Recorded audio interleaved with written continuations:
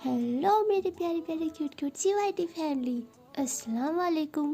Welcome back to my channel. उम्मीद करते हैं आप लोग ठीक होंगे।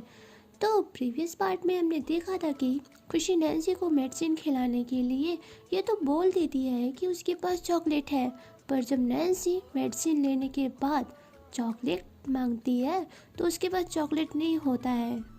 तो वो बोलती है, आपने झूठ क्यों बोला, मुझे वोमिटिंग जैसा लग रहा है ना। तो खुशी बोलती है, अच्छा शांत हो जाओ, मैं बस 2 मिनट में आपके लिए मैगी बना कर लेकर आती हूँ। तो नैन्सी बोलती है, हाँ जल्दी आना, नहीं तो मुझे ना वोमिटिंग हो जाएगी। ऐसे ही कुछ टाइम में खुशी मैगी बनाने के लिए चली जाती है और 2 मिनट का बोलकर वो पूरे 5 मिनट्स लेती है। और जब वो मैगी लेकर आती है तो नैन्सी बोलती है, यार आपने बोला था 2 मिनट के लिए, पर आपने 5 मिनट्स ले ले और मुझे वोमिटिंग जैसा लग रहा है। तो खुशी बोलती है, अच्छा अच्छा ठीक है पापा, अब लो ये लो खाओ। ये बोलकर वो खाने लगती है और नैन्सी बिल्कुल बच्चों की तरह खा रही होती है। जब वो खा रही होती है तो उसके पूरे शर्ट्स पे गिर जाते हैं, ये गिर जाते हैं। और फिर कुछ टाइम में वो मैगी खा लेती है, ख़त्म हो जाता है। तो खुशी बोलती है, इधर लाओ, उसका बाउल लेती है, साइड में करती है और मैगी थोड़ी सी उसके लिप्स के साइड में लग गई थी, तो वो अपने थंब से वहाँ पे साफ़ करती है। और जब वो थंब से साफ़ कर रही होती है तो उसके लिप्स पे टच हो जाता है हाथ, और उसके बाद वो थोड़ा सा चेस्ट के पास गिर गया होता है तो उधर भी साफ़ कर रही होती है। यहाँ नैन्सी की सांसें तो थम ही जाती है। वो तुरंत खुशी का हाथ पकड़ती है और साइड पे कर देती है और बोलती है, हाँ हो गया। ऐसे बोलकर वो सो जाती है। अब आगे नैन्सी सब चीज़ों से बचने के लिए सोने का नाटक करती है, पर उसकी सांसें बहुत फास्ट चल रही होती है। वो अपने हार्ट के पास हाथ रखती है और बोलती है, हाँ ये इतना तेज़ क्यों धड़क रहा है। जब भी खुशी मेरे पास आती है मेरी सांसें इतनी फास्ट हो जाती हैं क्यों। कान्हा जी ये मुझे क्या हो रहा है, मुझे कुछ भी नहीं समझ में आ रहा है। वो कहते हैं ना कि कभी कभी अपने फीलिंग से सिर्फ हम ही वाकिफ़ नहीं होते हैं, पर हमारा दिल ये अच्छे से जानता है कि हमें क्या पसंद है। बेशक हम उस चीज़ से अनजान होते हैं जो हमें प्रिय लगता है, पर हमारा दिल जैसे ही उस पसंदीदा चीज़ के करीब आ जाता है या उस पसंदीदा शख्स के करीब आ जाता है, वो अपनी धड़कनों को तेज करके ये इशारा दे रहा होता है कि बुद्धू तुझे ये पसंद है, तू कब समझेगा।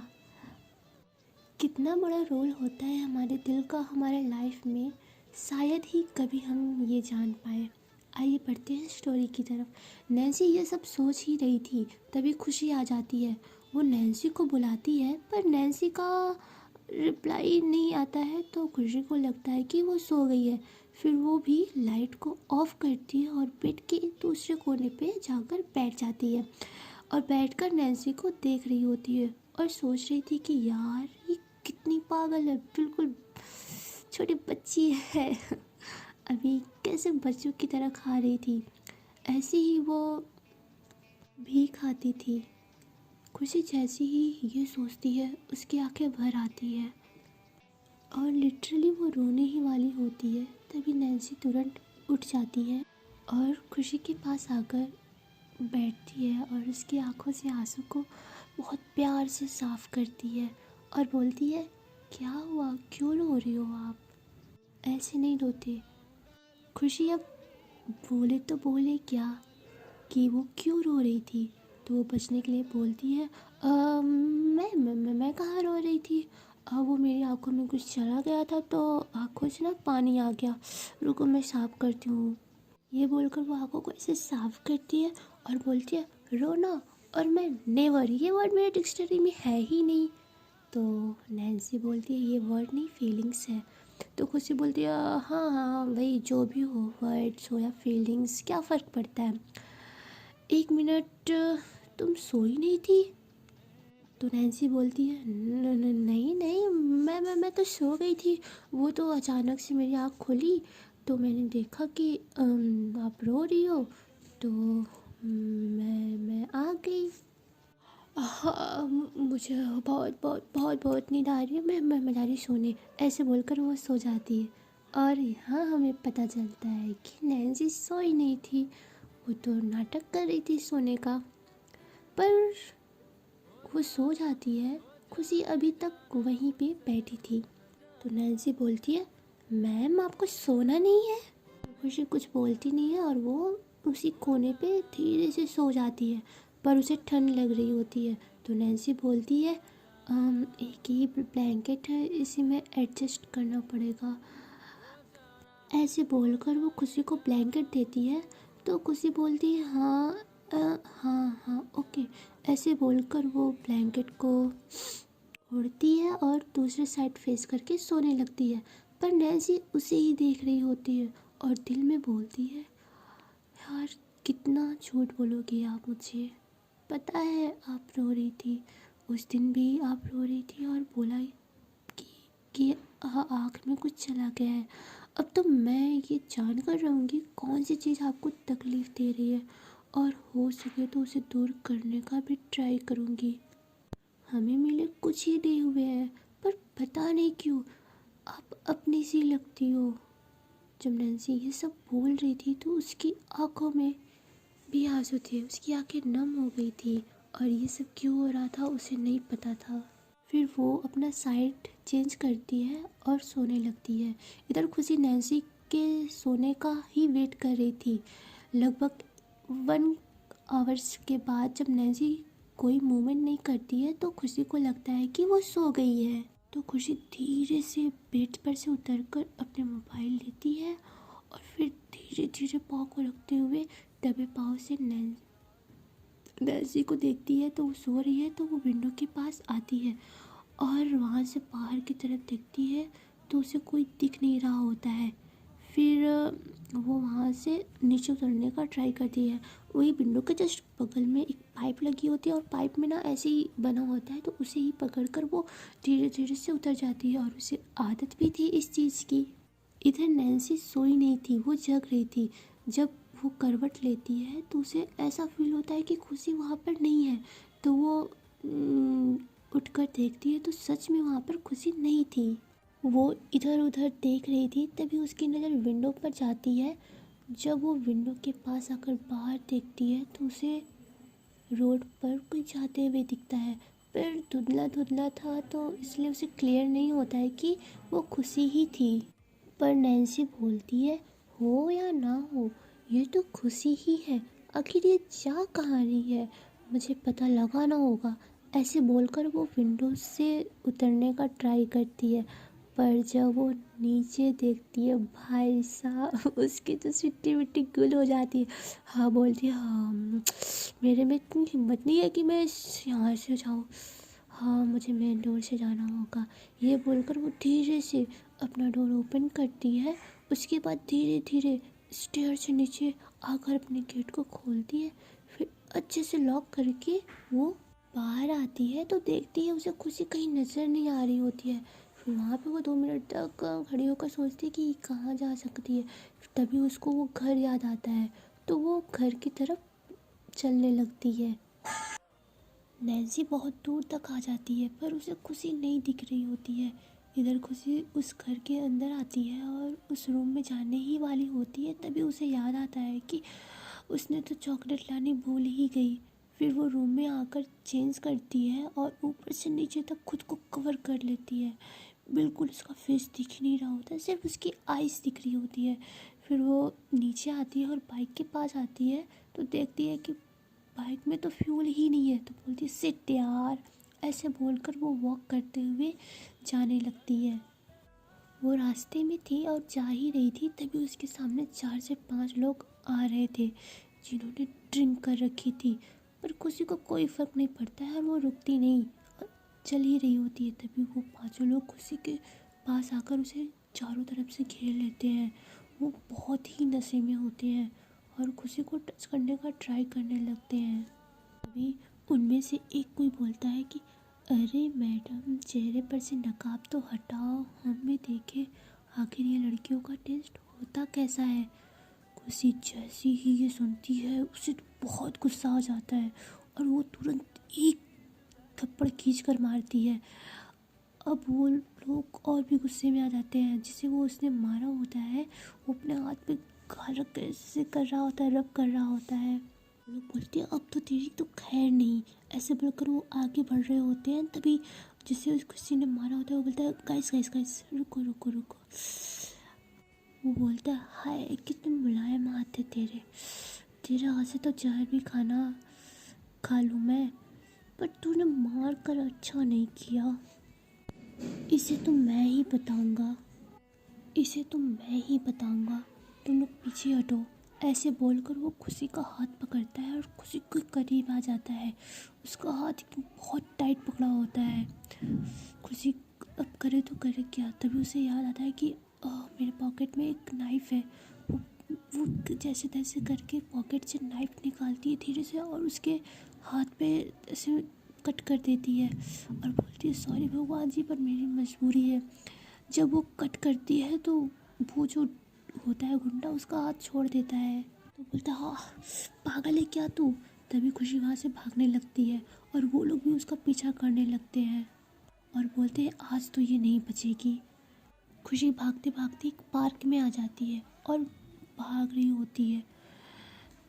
फिर वो भाग भी रही होती है और पीछे मुड़ के देखती है कि ये लोग तो पीछे आ नहीं रहे हैं। तभी उसका अचानक से किसी से टक्कर हो जाता है और वो गिरने ही वाला होता है। तभी खुशी पकड़ लेती है। जब खुशी की नज़र उस गर्ल पे जाती है तो वो बोलती है नैन्सी, दिल में बोलती है। यहाँ हमें पता चलता है कि वो नैन्सी थी।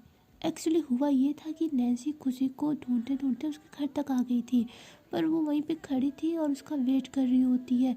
तभी अचानक से स्नोफॉल होने लगता है तो नैन्सी बोलती है वाह। ऐसे बोलकर जब इधर उधर देखती है तो उसे कुछ दूर पर पार्क दिखाई देता है।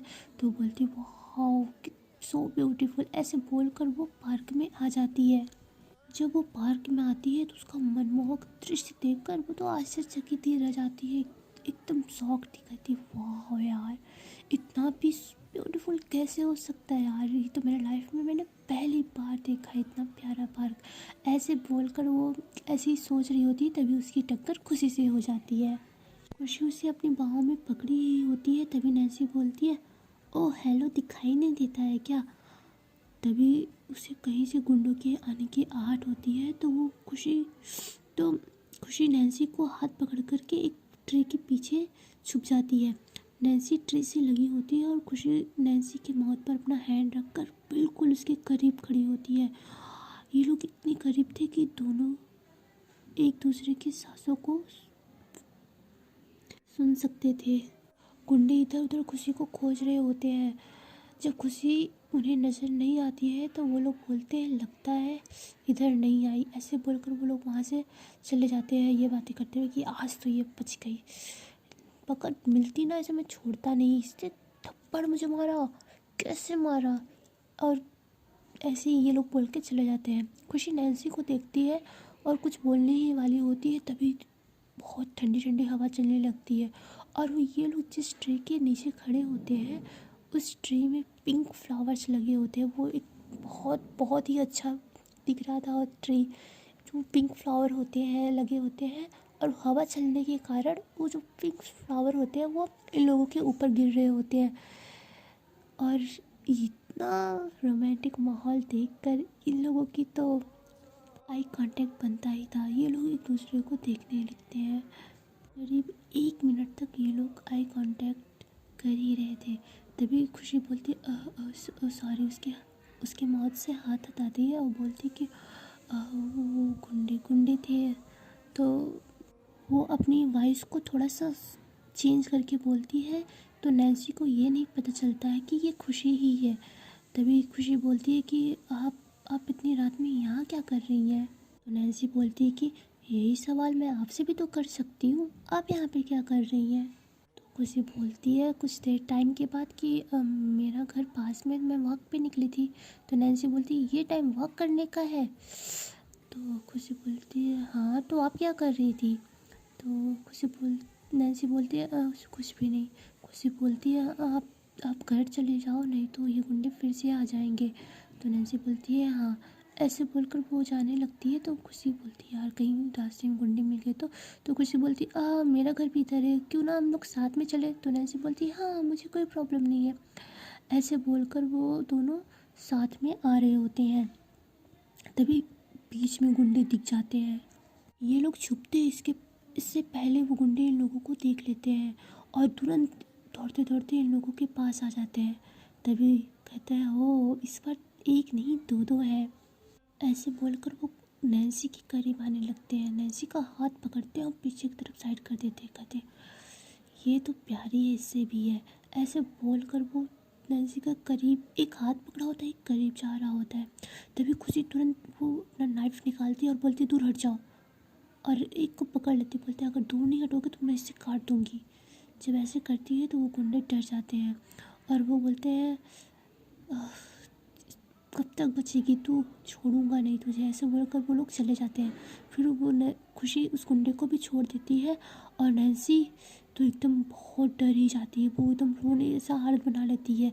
तभी खुशी उसे हक करते हुए बोलती है आप रोइए नहीं, अब शांत हो जाओ, कुछ नहीं होगा। ऐसे बोलकर वो बोलती है कि शांत हो जाओ आप, और घर जाने लगती है।